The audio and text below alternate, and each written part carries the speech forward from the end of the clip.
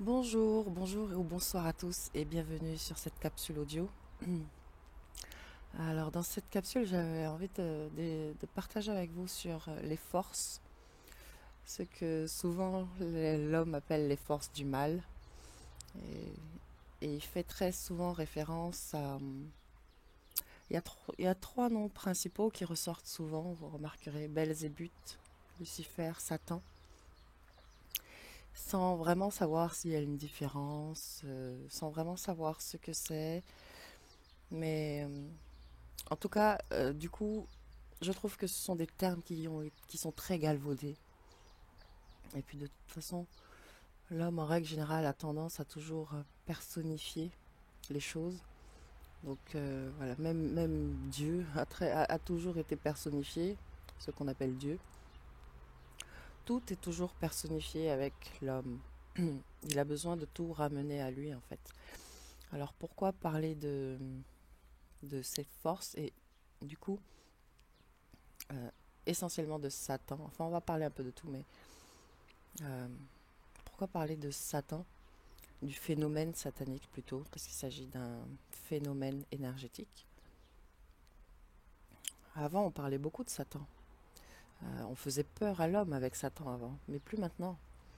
Euh, Même l'Église catholique a arrêté d'en parler, de faire même des exorcismes. Euh, alors pourquoi il est important d'en parler? C'est maintenant qu'il est important d'en parler en réalité parce que depuis quelque temps, il y a une mutation qui se fait dans le cerveau, dans la biologie humaine.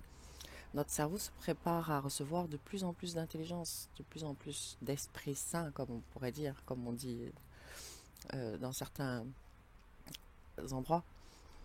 Et les forces sataniques sont justement ceux qui retiennent encore l'homme dans la densité. Et ils retiennent l'homme à travers les collectivités, le collectif. Donc il est vraiment très important d'en parler, très très important d'en parler, en enlevant toutes les croyances qu'il peut y avoir derrière, toutes ces croyances qui génèrent un tas de peurs, eh bien, faut les mettre de côté et en parler de façon tout à fait simple, juste pour pouvoir observer certains mécanismes. Parce que quand on parle de Satan, ou essentiellement de Satan, du diable, qui est en réalité une partie manifestée de ce qu'on appelle Satan, euh, quand on parle de Satan, les gens ont tendance à penser qu'ils vont être possédés, peut-être, je sais pas. En tout cas, ils se disent oui, le fait de diriger mon énergie, d'y penser, de dire ce nom va me causer un problème ou des problèmes, et il faut que je m'en protège. Et déjà, rien que tout ça fait que l'homme donne déjà son énergie, sans même s'en rendre compte. Et puis, l'homme a toujours été possédé, de toute façon. Que ce soit par Dieu ou que ce soit par le diable, donc qu'il soit, on dit possédé ou illuminé, mais dans tous les cas, il n'a jamais été vraiment lui-même ici, au contrôle de sa vie. Alors parlons un peu de ces trois phénomènes. La force belzébusienne, la force luciférienne, la force satanique, qui sont des phénomènes planétaires et non des personnes, et non des entités à proprement parler. La force belzébusienne, c'est celle qui est la force à la base, c'est celle qui est la force d'énergie vitale de la planète. C'est cette énergie vitale que l'être humain a appelé finalement Belzébuth et en a donné l'image d'un homme mi-bouc, mi-homme, ou enfin un homme animal en tout cas, qui est représentatif de la nature. Alors effectivement, au jour d'aujourd'hui, on va dire Belzébuth, cette force belzébusienne en veut à l'homme. Et ça peut s'entendre, ça peut se comprendre vu ce que l'homme a fait à la nature. Les forces belzébusiennes comprennent tout ce qu'on appelle les farfadets, les gnomes, les lutins, les fées, vous voyez, toutes ces créatures font partie des forces belzébustiennes, font partie des forces de la nature, des êtres de la nature. Et leur fonction est de préserver le cadre de la nature. Donc, aujourd'hui, les forces belzébustiennes s'en prennent à l'être humain et c'est tout à fait... C'est une loi de cause à effet. Hein. Donc, je ne vais pas m'attarder sur ces forces. Les forces lucifériennes, ou la force luciférienne. Vous savez, comme je l'ai déjà dit, donc je vais le redire, Lucifer est un être de lumière qui est descendu en même temps que l'être humain. Il s'est incarné en même temps. L'être humain est un être de lumière aussi. Et ils se sont incarnés, lui personnellement s'est incarné de façon à créer un cadre qui pourrait permettre à l'énergie de descendre, à l'intelligence de descendre. C'est pour dans pas très longtemps. C'est-à-dire qui permettent à l'énergie de descendre sans perdre conscience de ce qu'elle est. Parce que l'énergie est descendue. Nous sommes déjà cette énergie qui est descendue, mais sans la conscience de ce qu'elle est pleinement. Donc le rôle de Lucifer, le rôle de la descente de Lucifer était de permettre à l'homme d'avoir un cadre. Mais Lucifer n'a pas supporté le fait de descendre dans cette matière, de se retrouver sur ce plan et de rester sur ce plan. Il n'a pas supporté et il est allé à l'encontre de ce qui était prévu en accélérant le processus de l'homme, c'est-à-dire en lui apportant une âme et une partie égotique. Et c'est cette partie-là qui a fait que l'homme a pris conscience de ce qu'il était et que c'est cette partie-là aussi qui fait que chaque être humain a envie d'évoluer, a ce besoin d'évoluer, très souvent plus rapidement qu'il ne le faudrait. Vous savez, à chaque fois qu'on a dans la tête « Ah non, je ne suis pas une merde, je vais évoluer, je vais m'en sortir, je dois m'en sortir, je dois faire ci, je dois faire en sorte euh, que tout aille bien. » Voilà. C'est lui qui fait en sorte qu'on a toujours ce besoin de, de, de, de monter toujours plus haut. Mais c'est pas nécessairement une bonne chose, hein, parce que c'est cette partie égotique de nous qui a ce besoin d'accélérer le processus, qui a ce besoin de contrôler. Or, l'évolution se fait. Qu'on le veuille ou non, qu'on fasse quelque chose ou non pour, l'évolution se fait. Lucifer, lui, il ne fait que tenter d'accélérer un processus complètement naturel. Et dans ces tentatives d'accélération, eh bien, cela génère très souvent du chaos pour l'homme sur Terre, parce que l'homme n'est pas prêt encore. Donc, vous voyez, en ce moment, par exemple, on parle beaucoup de nouvel ordre mondial et enfin, on parle beaucoup d'un système qui va se mettre en place par ces forces lucifériennes, justement. Pourquoi? Eh bien, parce que, oui, les forces lucifériennes, elles poussent les êtres humains. Par exemple, elles peuvent pousser des êtres humains à prélever le code génétique des gens les plus intelligents pour accélérer l'évolution. Et à côté de ça, ils vont en tuer plein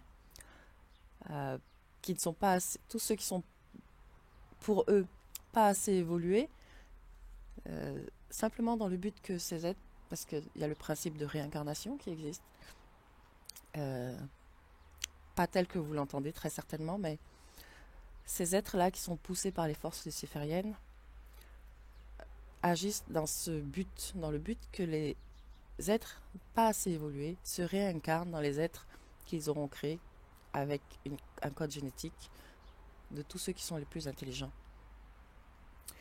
Et pour cela, ils vont devoir faire des sacrifices à Satan, parce qu'il n'y a que Satan qui contrôle les masses. Donc, Lucifer et Satan sont toujours liés en réalité, parce que Lucifer a besoin de Satan. Vous savez, les forces lucifériennes, ce sont celles qui poussent l'homme dans la structure de l'homme. Cette structure luciférienne, c'est celle qui pousse l'homme à toujours vouloir évoluer, comme je vous l'ai dit. Et a toujours cherché ce côté spirituel.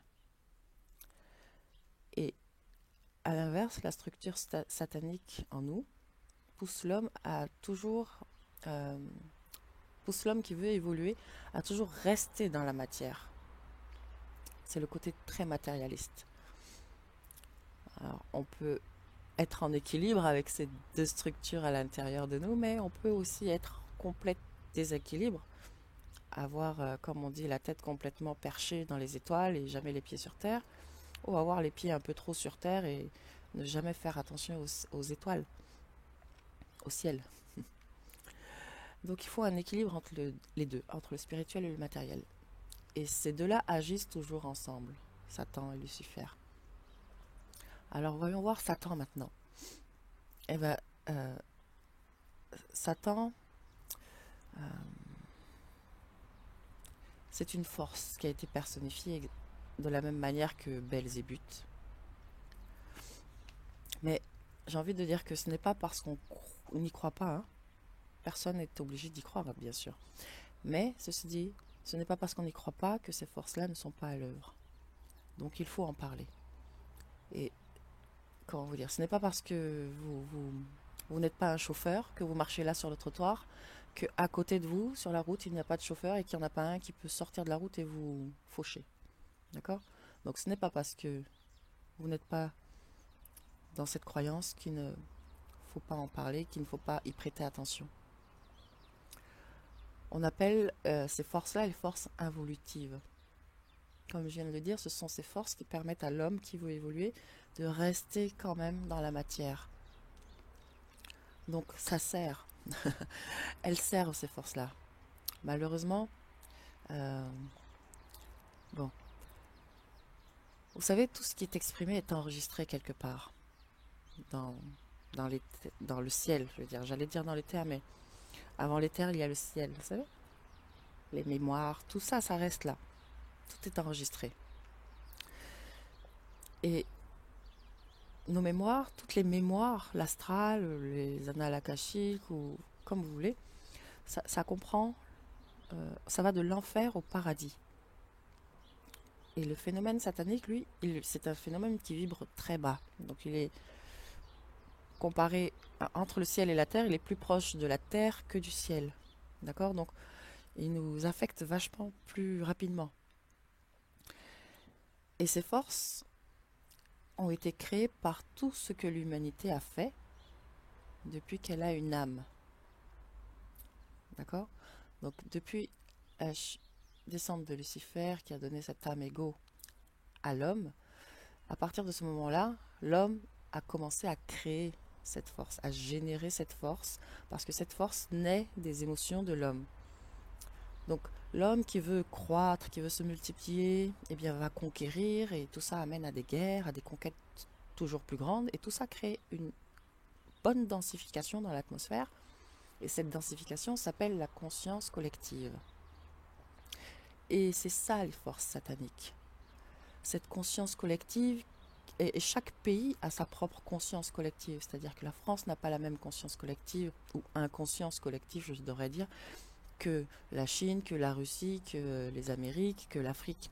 Chaque pays a sa conscience, son inconscience collective. Et c'est ça qui nourrit les forces sataniques. Donc après, on rentre dans un cercle vicieux parce que l'homme est très collectif. L'homme n'agit que par le collectif, que pour le collectif et par le collectif. Et c'est aussi ces forces-là qui amènent à ce qu'on appelle les modes. Ce sont ces forces qui vont faire que, à un moment donné, tout le monde va faire la même chose, tout le monde va acheter cette voiture, tout le monde va suivre cette émission, tous les jeunes vont se mettre à fumer à ce moment-là. Bref, voilà, c'est ce qu'on appelle les forces sataniques, ce qu'on appelle Satan. C'est en réalité des forces que l'on a créées nous-mêmes de par toutes nos émotions générées, que l'on n'arrête pas de nourrir. Euh, et voilà.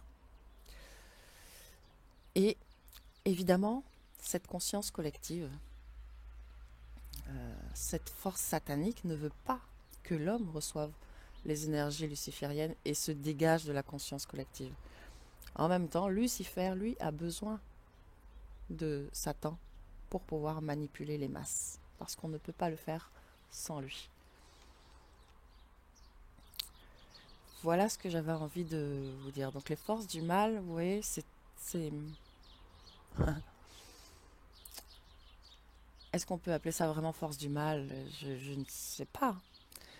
Mais en gros, Satan, c'est tout ce qui est de la conscience collective. C'est la mode, c'est le système. C'est ça. Et tant que l'on n'a pas un individu qui s'identifie à lui-même, eh bien, on va toujours être influencé par cette conscience collective.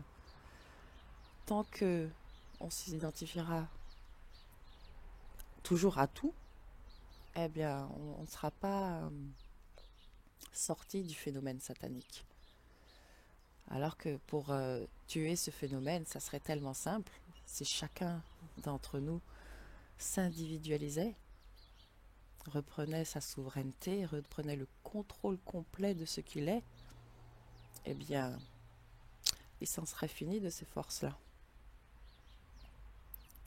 Mais l'homme, bon,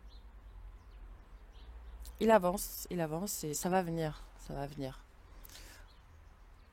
Ça prend un peu de temps, bien que le temps soit une notion relative, on va dire que ça prend un peu de temps dans la matière, mais c'est déjà en cours en réalité.